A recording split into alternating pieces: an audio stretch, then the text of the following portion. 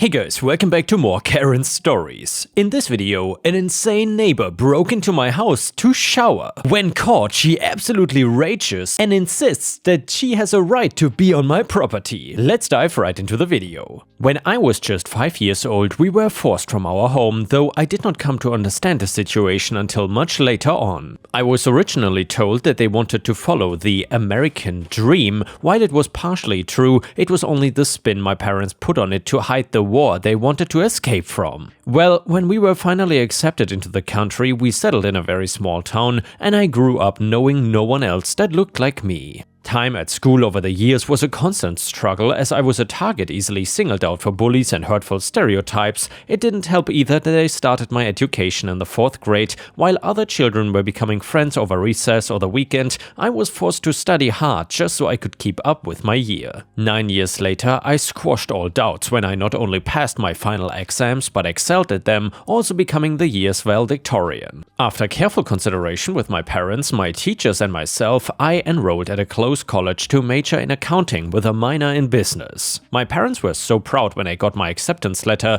and we had a great celebration with our friends and neighbors. Since moving here, we have found the reaction to be mixed at best. Some neighbors had been real welcoming, while others were hoping our stay was very temporary. At 25, I bought a house in my parents' neighborhood so that I could be close while maintaining some independence. Living alone was new to me, but it was not scary. It was just another challenge in my life for me to overcome. After all, what was life without a few challenges, right? So one Wednesday, I started to feel ill at the office, so I decided to head home in the early afternoon. As a valued employee in a tech firm, I was lucky to be in a position where I did not have to stress little things like that. I was exhausted, ready to grab some food and sleep off whatever was killing me. I shrugged off my coat, stepped out of my shoes, and shambled towards my bedroom, ready to first have a long shower. Suddenly I paused, and my mind took a second to catch up to what my eyes had spotted. Dirty footprints leading deeper inside my home. Cautiously, I looked through each room with my camera phone left on record. I paused again at the door to my ensuite bathroom, after hearing what I thought was running water. Everywhere else was empty and quiet. This was the last place I had not checked. As my hand reached for the door handle, I found myself wondering if I should just leave and call the police, but no, this was my house and I had no reason to be afraid, right?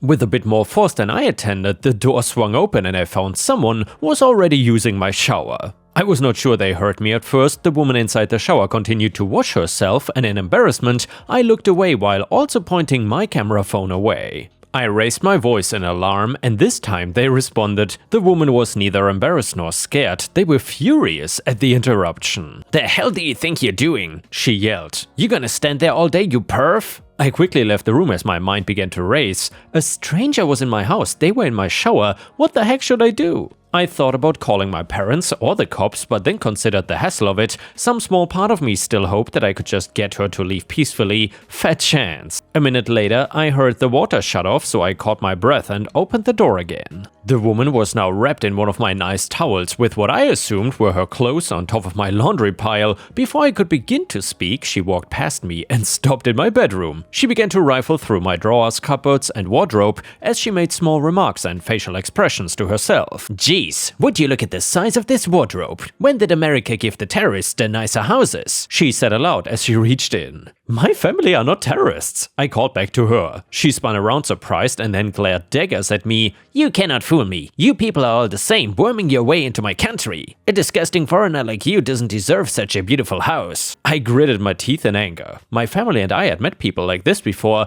but never one so brazen as to break into our house before. "This is a crime. You're breaking—" Before I could finish, she told me to F off, mud monkey. "You people think being a woman is a crime, huh? What do you know?" As she turned back to my wardrobe and began to throw things aside. "Hey, what are you doing?" I called out as I dodged the flying projectiles, reaching to grab her shoulder. "Where are they?" she replied in a raised voice. Even as I spoke, she did not stop or slow in her efforts. I paused. "Where's what?" I said, confused. She spun around and grabbed me by the front of my shirt and said, "The drugs, where are they? You're a dealer, right?" "No way you could afford a house like this otherwise." I stuttered in response and she pushed me aside, emptying the contents of my drawers on the floor one by one. "This is insane, you cannot be here." I screamed. The absurdity of the situation was now quickly catching up to the end of my patience. This middle-aged woman ignored my protest though, as she continued to wreak havoc around my bedroom. I stood there just frozen. Suddenly, I remembered my phone was still recording. After quietly removing it from my pocket, I kept it on her.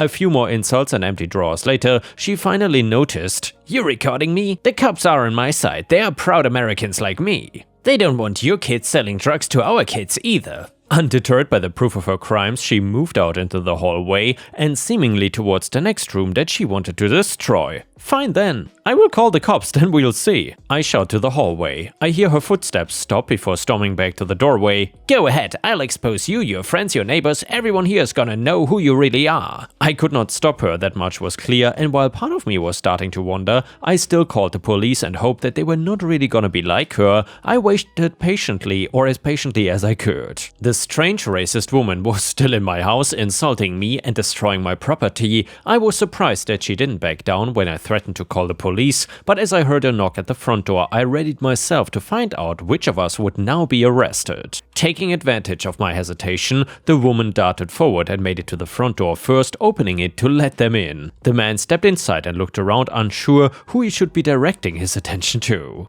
I explained my side of the story. The woman had broken in, refused to leave, destroyed property, and verbally assaulted me. The woman said that she knew I was a dangerous criminal, a drug dealer, and that she was doing the community a service by exposing me by looking for my stash. Just as the woman said earlier, the mention of drugs did seem to startle the cop enough to give him an uncomfortably long pause. I could see a wide smug smile spread across her face as she waited to see the outcome. "I got evidence," I blurted out. While accidental, it had seemed to draw the cops' attention, to whom I passed my camera phone. 10 minutes later, things started to ease off a bit. I felt a bit more relaxed as the cop began to focus on interviewing the woman instead, who now began to crumble under pressure. The woman was dumbfounded that she was now the one being arrested, despite her efforts to paint herself the hero. She went kicking and screaming, but she did go, led into a cop car in handcuffs. The arrival of the police on my yard drew the curiosity of my neighbors, each of whom approached me in turn of hearing all about what had happened. One neighbor even attested to witnessing the woman entering my house earlier, but did not think anything of it at the time. I finally called my parents but assured them everything was being taken care of and I was safe. I didn't want to worry them. With my video evidence and witness testimony, I was assured by my attorney that the trial was not one to worry about. In the weeks that led up to the trial, community support for my case had built tremendously, with more people reaching out to encourage me, praise my courage, or add their own stories of experiences they had with this woman. All in all, the woman was sentenced to 100 hours of actual community service, plus a restraining order to keep her away from me in the future. After she was named and shamed, her family spoke out an apology. Not that it helped her defense though. And yeah guys, if someone would break into your house and take a shower on your private property, what would you have done? Let me know in the comments, and while you're at it, please don't forget to subscribe to the channel and post some star emojis in the comments to show your support. The next one is titled "Lawyer Gets Revenge on Crazy Landlord." And this is one insane revenge stories, let me tell you. So landlords are a-holes, generally speaking, everyone knows that. But if you think residential landlords are bad, they are nothing compared to commercial landlords. Landlords of commercial buildings are some of the cruelest and nastiest people I've ever come across. This revenge tale is about a commercial landlord and how I dealt with him. Back in the 90s, sometimes I would go for lunch at this restaurant in the basement of our building. The place was called The Vault because it had a massive bank vault that has always been there, dating back to the days before the place was turned into a restaurant. The vault was so huge that they could seat a couple tables in there and you could eat dinner surrounded by rows of old gleaming safe deposit boxes. One day I was there for lunch and the owner took me aside. "The landlord's driving me nuts," he said. "The landlord drives everyone nuts," I said. I was a subtenant in the same building, sharing space with an older lawyer, Aaron, and the landlord was always causing us trouble. I'd already had a few run-ins with him and we hated each other on site. In most jurisdictions, commercial landlords don't need court orders to get you out if you're late with the rent. Instead, they just change the locks and you find out about it when you show up and your key doesn't work. Every time our landlord had a dispute with anyone, which was often, he would always threaten to change the locks. "He keeps demanding all this stuff for extra rent," the vault's owner said, "and it's really weird because a lot of it is really old."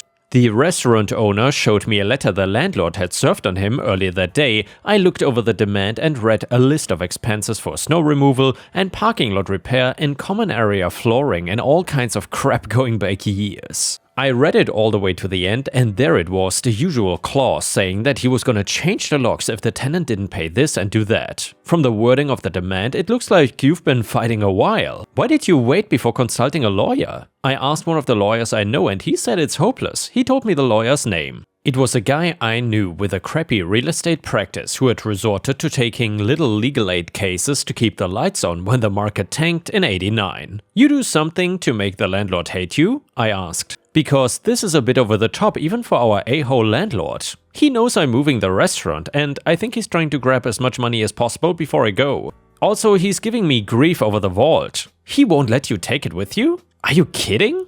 It weighs almost 100 tons and I don't need it, but the lease says that I have to remove it and that I also have to restore the building to what it was before there was a vault. That would cost a fortune. The a-hole landlord says if I leave the vault behind when I move, he will sue. Well, send your lease up to my office and let me look it over, I said. I finished my lunch and when I got back to my office, the lease was waiting for me. And yes, it was just as bad as the restaurant owner said. The lease was a renewal of an assignment of a renewal, the original documents dating back to the shortly after World War II when a bank first leased the place and the vault was installed. Somehow, the landlord had suckered the restaurant into taking over a lease that left him liable to remove a bank vault at the end of the term. No big deal, I thought. The restaurant can just default and all the landlord can do is sue a shell company. But when I got to the last page of the lease, there was a guarantee clause. The restaurant owner had personally guaranteed the lease and he was on the hook for removing a vault weighing 100 tons and then fixing the place up. It would cost a fortune and the case was hopeless, of course, and that was obvious right away. But then I thought about the a-hole landlord with his demands and his threats and his rent hikes, and I asked my brain to do me a solid, which it promptly did. I picked up the phone and called the restaurant owner. "I'm screwed, right?" he said. "You're calling me to say that there's no way out. That's what my commercial lawyer already said. But I just thought I would ask." "Well, I can save you, but it's gonna cost." "How much?" "5,000 in legals and another G note for the agent." "Agent? What kind of agent?" "Real estate. Send up a check certified and leave the rest to me." The check hit my desk in less than an hour. I went to Aaron's office with it. "I need a real estate agent," I said. "You buying a house?" "Nope." "Selling a house?" "Nope." By this point, I'd been sharing space with Aaron for almost 5 years, and he knew me pretty well. "You pulling one of your stunts again?" he asked. "Yep, but nothing that will get you into trouble, don't worry." "I know a guy," he said. Aaron knew all kinds of guys, and that's one of the reasons he eventually got disbarred. But he knew a guy, and he gave me the agent's name and number, and the next day I paid the agent a visit. I told him what I needed, and we agreed to the terms. I gave him some papers and the cash for his fee. A few days later, I was again at the vault for lunch. The owner saw me walk in and greeted me himself. "The landlord's here," he said. "Why?" "Well, for lunch and to be an a-hole. Let's sit in the vault room so I don't have to look at his face." He then took me to the vault room, and with the door almost completely closed, we had a consultation while we ate pasta and drank red wine. "We are making a demand on the landlord," I said between bites of a perfect carbonara. "Demand? What are we demanding?" Well, I pulled a document out of my briefcase and passed it to him while I sipped my wine. "We are demanding that the a-hole landlord releases all the restaurant equipment, all the fixtures. The ovens, the freezers, the ventilation, everything you need to run a restaurant. The lease exempts all that stuff," the restaurant guy told me. "He cannot stop me taking what I want. The only thing that matters is the vault, and of course I don't want that." I shook my head. "You need the vault," I said, "and we are demanding that he release the bank vault as well. We are insisting that he let you take it out within 7 business days. You think you can beat the landlord with reverse psychology? You think if you treat him like a 2-year-old you can manipulate him into doing what you want? We will find out soon enough. He has had the demand for a couple days now." The restaurant owner dropped his wine glass and it shattered on the marble floor.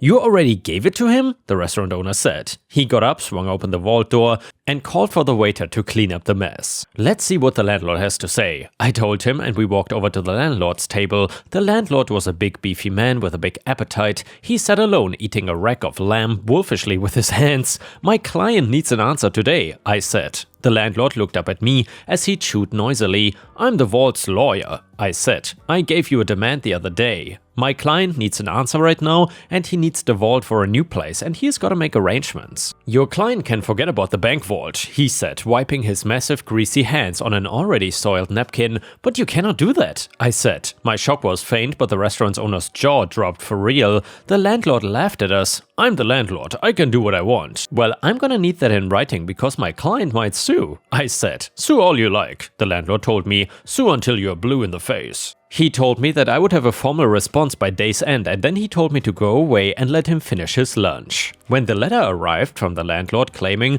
ownership over the bank vault, I brought it downstairs and showed it to my client. How the hell did you do that? Trade secret, I said. Well, the following month the restaurant moved out and the place was empty, and that was too bad because I had always liked eating at the vault. Now the restaurant was in a new location 20 minutes away. They called the new place the Vault, and they had preserved the vibe of the old place. It was very similar, except that it didn't have the bank vault. The bank vault, all 100 tons of it, was where it had always been, in the basement of the building where I rented the space. I showed up for work a little after that, and Aaron collared me. The landlord's looking for you, he said. Oh yeah? What about? He's really angry. He said his deal fell through. Deal? He was supposed to rent the place downstairs to a new tenant, a bank or a credit union or something like that. They were supposed to come in to sign a lease, but they didn't show up.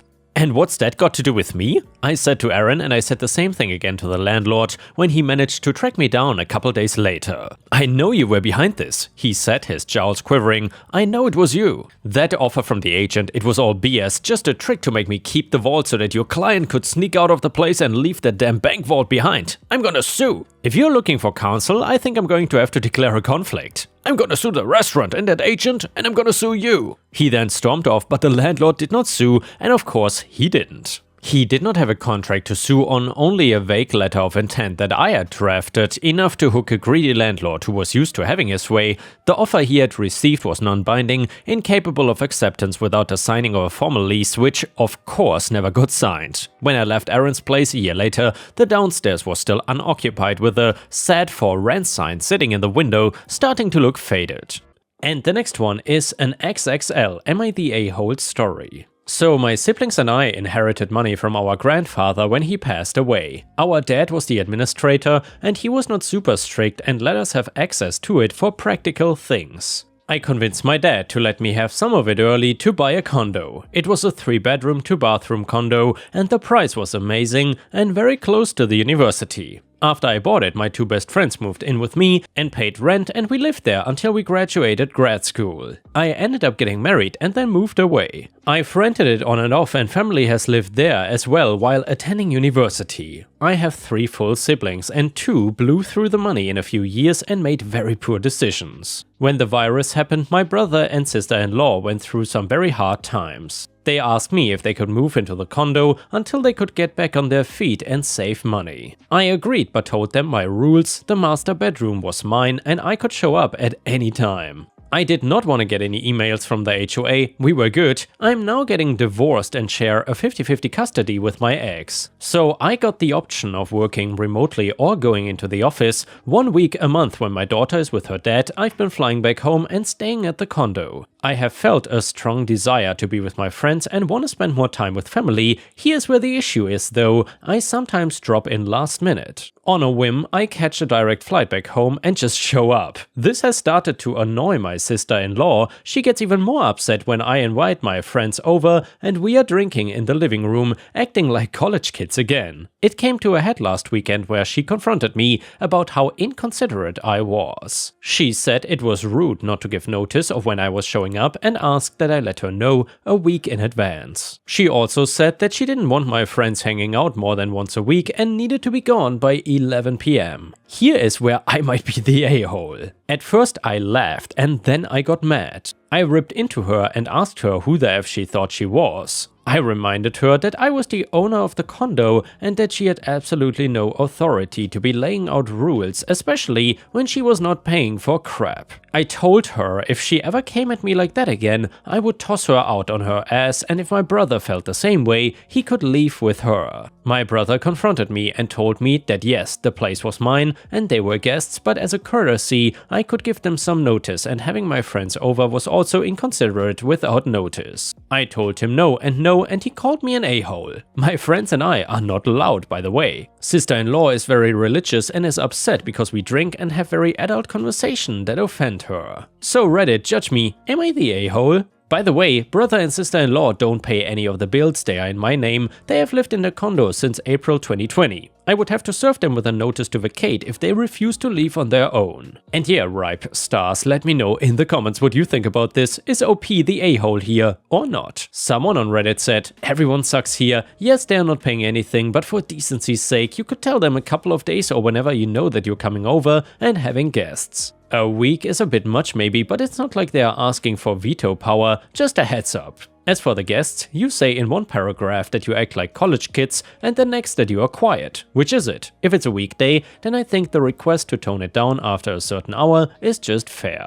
All in all, it seems like you're on a bit of a power trip and your sister-in-law is stressed about the situation and demanding things past reason. I think maybe if you all calm down and sit down and have a real talk with empathy, this could be resolved fairly easily. Comment number 2, normally I would say NTA, but you have to catch a flight. There's no reason you cannot have the courtesy of telling them going home before opening the door with surprise. Also, sister-in-law's expectations are both ridiculous and B, against the pre-discussed terms. Therefore, everyone sucks here except the brother. Anyway, the next one is titled, My dog is more important than you. I, 23 male, lived with my girlfriend Anne, 22 female, and my dog Bo. Recently, Anne's brother, AL, 25 male, got laid off from work and could not afford to pay rent anymore. Anne asked if L could stay with us and I didn't see why not. Anne is not on speaking terms with her parents and I assumed L probably also wasn't and didn't have another place to go. Plus, I really loved Anne and I wanted to show her how important she was to me. Here's the issue, Anne told me L had a mild dog allergy. When I initially spoke with both of them, I said I would do my best to accommodate them but would not under any circumstances get rid of Bo.